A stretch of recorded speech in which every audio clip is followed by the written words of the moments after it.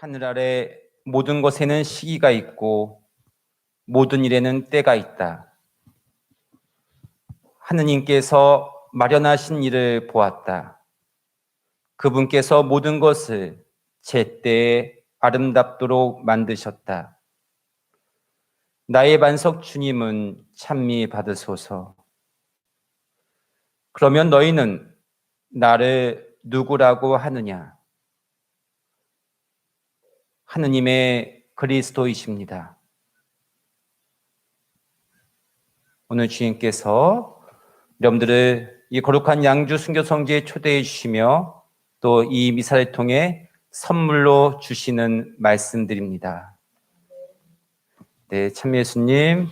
참미 예수님. 네, 주님께서 사랑하시는 우리 형제자매 여러분, 오늘 성지에 오시는 길 편안하셨습니까? 네.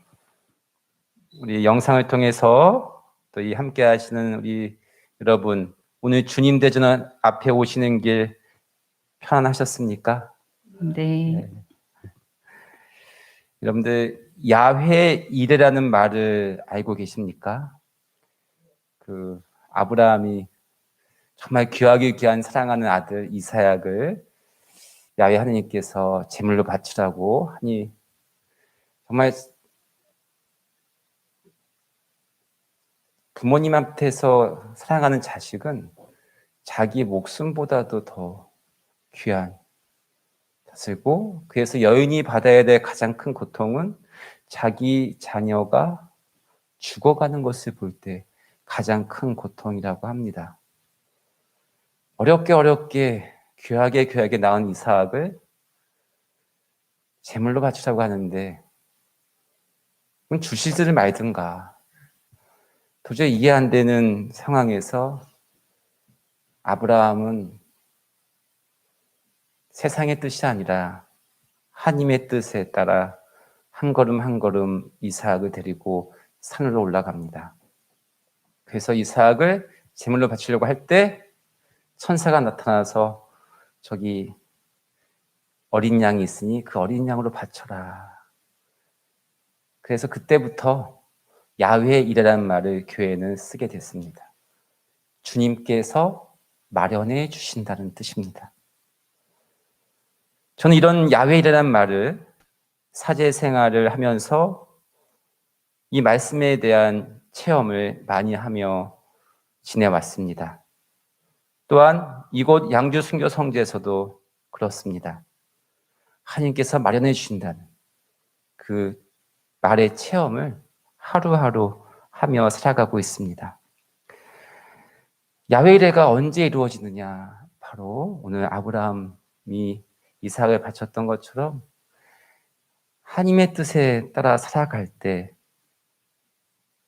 세상의 뜻이 아니라 하나님의 뜻에 따라서 한 걸음 한 걸음 살아갈 때 야훼 이레가 이루어짐을 아브라함 신앙의 선조에부터 시작된 교회 안에서 이루어지고 지금은 저에게도 또 여러분에게도 이루어지고 있습니다. 하나님의 뜻에 따라 살아간다는 것은 바로 세상의 시간이 아니라 하나님의 시간 안에서 살아가는 것입니다. 하루의 시간을 하나님과 시선을 맞추고 하나님과 밀접하게 접촉하며 살아간다는 것이죠.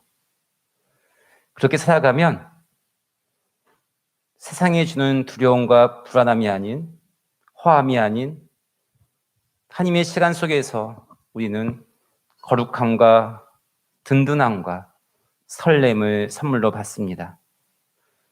그래서 하나님의 시간 안에 살아가는 사람들은 바로 평화를 얻습니다. 그 평화는 하나님의 시간 안에서 하나님과 접촉하는 그 순간 바로 기도의 순간에 얻어집니다. 저의 기도 체험은 이렇습니다. 하나님께서는 우리의 기도를 꼭 들어주십니다. 그런데 세상이 원하는 때, 세상의 방법이 아니라 하나님의 시간 속에서 하나님이 원하시는 때 하나님이 원하는 방법으로 이루어집니다. 그게 저의 증언이고 고백입니다. 그런데 저는 또 우리들은 때때로 하나님의 시간 아닌 세상의 시간 속에 살아가면서 불안해합니다. 이루어지지 않을까 봐. 혹시 나를 벌하신 게 아닌가? 내 기도가 올라가지 않는 게 아닌가? 그러면서 우리가 쉽게 유혹에 빠지는 것이 하느님을 자판기 속에 넣습니다. 하느님을 자판기 속에 넣고 자신이 원하는 대로 원하는 방법으로 이루어 달라고 집착합니다. 하느님을 자판기 속에 넣는다는 게 우리 자매님 무슨 뜻인가요?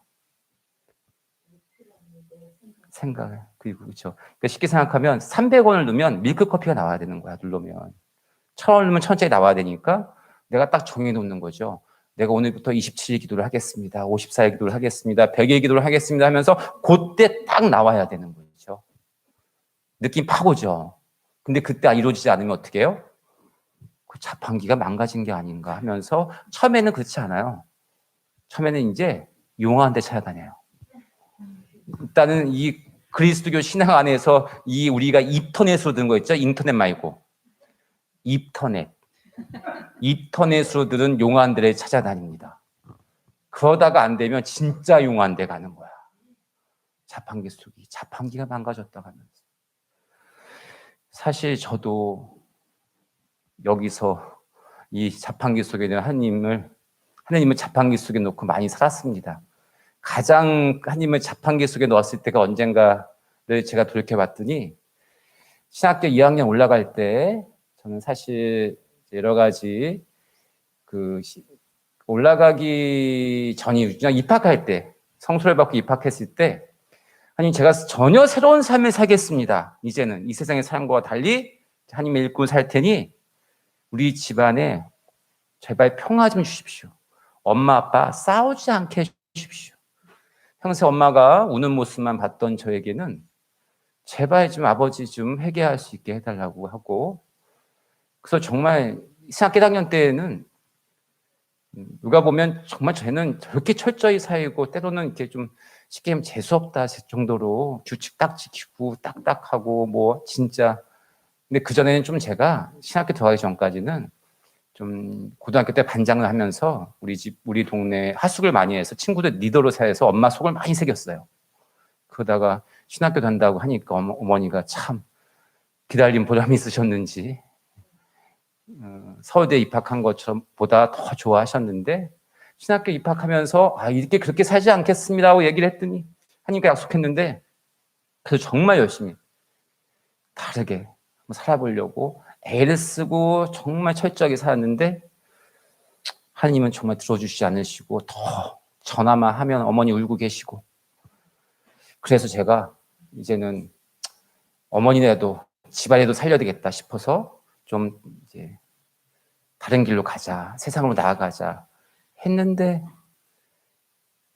우리 어머니가 젊었을 때 44살에 암투병을 시작하시니 맨정신에도 건강한 몸에도 사랑하는 아들이 그만둔다고 자기 때문에 집안 때문에 그만둔다 나오면 쓰러질 것인데 그래서 도저히 나간다는 말을 못하고 다 신학교에서 어린 마음의 하나님과 또 거래 아닌 거래를 했지요. 하나님, 제가 그만두지 않고 여기서 있을 테니 우리 엄마 병 좀 낫게 해주십시오. 그래서 정말 버텼습니다. 정말 하기 싫은 것도 공부하고 견디나왔더니 1년 6개월 동안 처음에 자궁 떼어내시고 신장 떼어내고 대장 떼어내고 간까지 큰 수술 4번 하면서 1년 6개월 만에 45세 나이에 젊은 나이에 하늘로 올라가시는 그 모습에 저는 하나님을 그렇게 딱 가둬놓고 나기보다는 그렇게 간절히 기도는 이루어지지 않는 거예요. 그리고 어머니는 이 제의를 그때 신학교 2학년 때 해놓으시고 유언으로 꼭 사제가 되라고. 그때 늘 불안했습니다. 하나님을 가다 이렇게 하나님 꼭 들어주셔야 됩니다.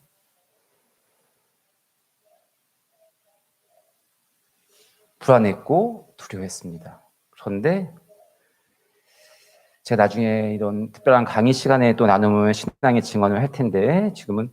그런데 하나님은 그게 자판기 속에 가둬 놓았더니 불안과 두려웠는데, 저는 그 하나님의 제가 드렸던 엄마가 정말 아프지 않고 건강하게 해주십시오. 또 그러면 제 사제로 기쁘게 살겠습니다. 제가 그 평화방송에 하나님의 성사라는 거에 이 얘기가 좀 증언이 됐는데요. 서품 받을 때 그 기도가 이루어지더라고요. 정말 하나님은 우리의 기도를 꼭 들어주시는데, 우리는 하나님을 자판기 속에 넣어놓고 하나님 마련해 주시는데 세상의 시간 속에 살아가니 그게 두렵고 불안한 거예요.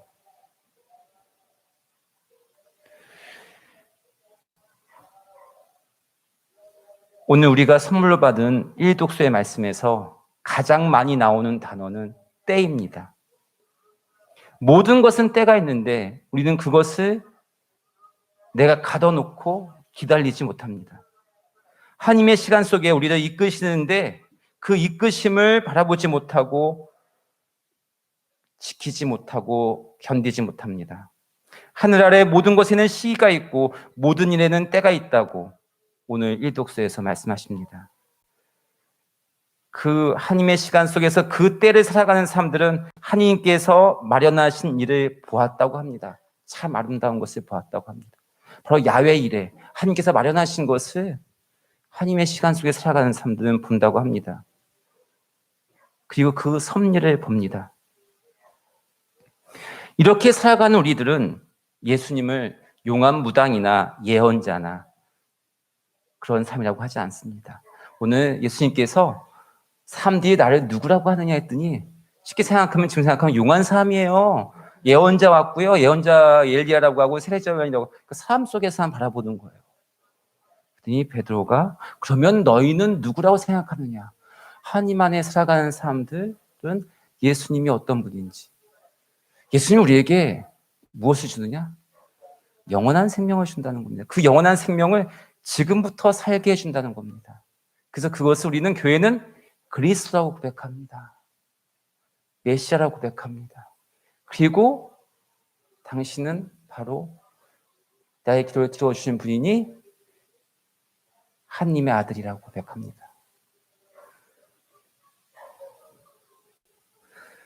그리스도 바로 나를 구원해 주시고 나를 지금 살려주신 분이라고 고백합니다. 이 세상의 삶에서 없어서는 안 될 분이라고 오늘 베드로는 고백하고 우리도 고백합니다. 그래서 그 그리스도는 나를 위해 고난을 받으시고 죽으시고 사흘 뒤에 부활하신다고 합니다. 이 말의 뜻은 우리가 이 세상 살면서 고통받을 때 예수님과 함께하면 부활한다는 뜻입니다. 예수가 그리스도하고 예수가 용암무당이라고 하지 않고 그리스도하고 고백하는 사람들은 다시 부활의 삶을 산다고 오늘 말씀하고 계십니다. 야외 일에 하나님께서 마련해 주십니다. 하나님의 시간 속에 하나님의 때를 살아가는 사람들에게 그렇습니다. 하나님의 자판기 속에 넣지 않고 우리 한번 살아가 봅시다. 그러면 두려움이 아닌 설렘으로, 불안함이 아닌 든든함으로, 허함이 아닌 거룩함으로 우리의 삶이 허무가 아닌 충만함으로 살아갑니다.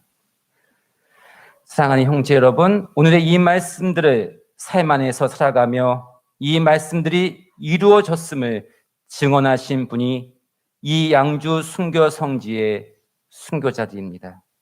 그러니 순교자들과 함께 오늘 그분들이 나누어 주시는 위로와 희망을 받으며 오늘 하루도 소중히 지켜냅시다. 아멘. 잠시 오늘 주님의 말씀을 기억하면서 지금 이 순간 우리가 간절히 원하는 것을 기도하는 시간을 갖겠습니다.